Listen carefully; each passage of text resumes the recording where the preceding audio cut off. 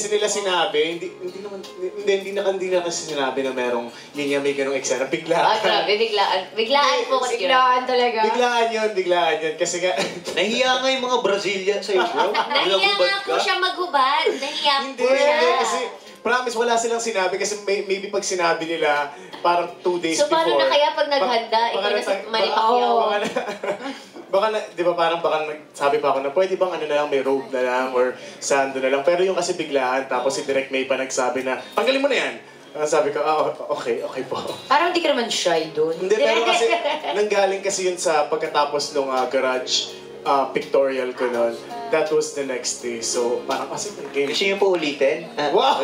Kaya po natin. Nilipat na siya. Yung part na yun Siya lang. po talaga yun or si Kuya Matt yun?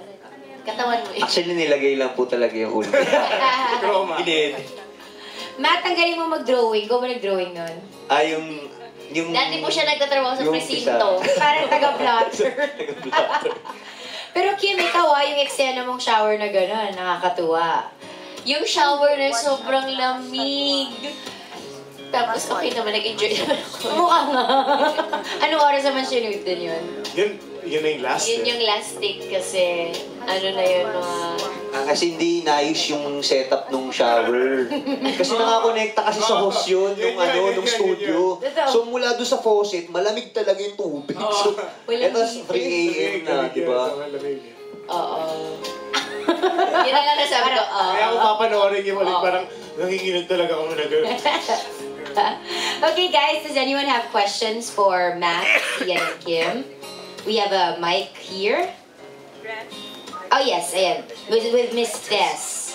Sino po gusto magtanong una? First question from Mami Jo. Hello, congratulations to all of you. Siguro po ang tanong ko, no, kasi pwedeng kayo sumagot, pwede rin sila, sir, sa ABS-CBN Mobile. As I've seen the instructions on how to watch the episode, 4 na series po ito to completely finish the whole movie. You have to pay 10 pesos. So, yung previous episode po, for example, this week po yung first episode, yung po yung pinanood natin. The following episode po, 10 pesos uli, bali 40 pesos yung babayaran, parang gano'n. Yeah, bale, ilalabas po namin, parang 4 weekly episodes po siya. So, kasi na-realize namin na pag sa mobile kayo nanonood, siguro konti yung oras o kaya in transit. So, decide namin na i-break up siya into 4, no? Tapos yun namang 10 pesos, parang promo load yun na special sa iWant TV. So, pwede mong gamitin yung 10 pesos na yun na, para manood sa iWant TV. Hindi lang naman ng Mass Data Playboy, but everything that's in iWant TV. So, sulit na sulit siya. Kasi, say after watching Mass Data Playboy, nandun pa yung mga ibang scene nila Kim C. In-upload na rin namin sa iWant TV. So, kung gusto nyo balikan yung mga dati nilang scene, pwede nyo panuorin. Or yung mga teleseries that are on air, nandun din.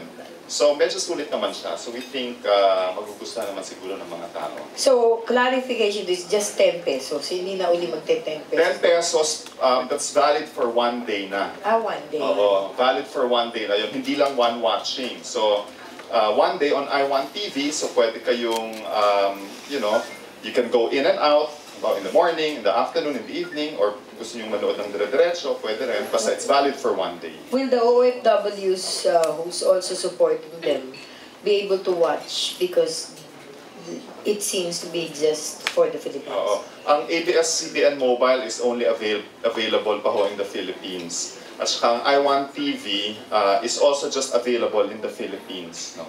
So, pinag-uusapan pa po ngayon how we can make Mass Data Playboy also available to our kapamilyas who are abroad. No? So, pinag-uusapan ngayon, and once na finalize ko yung mga plano, then we'll make the announcement.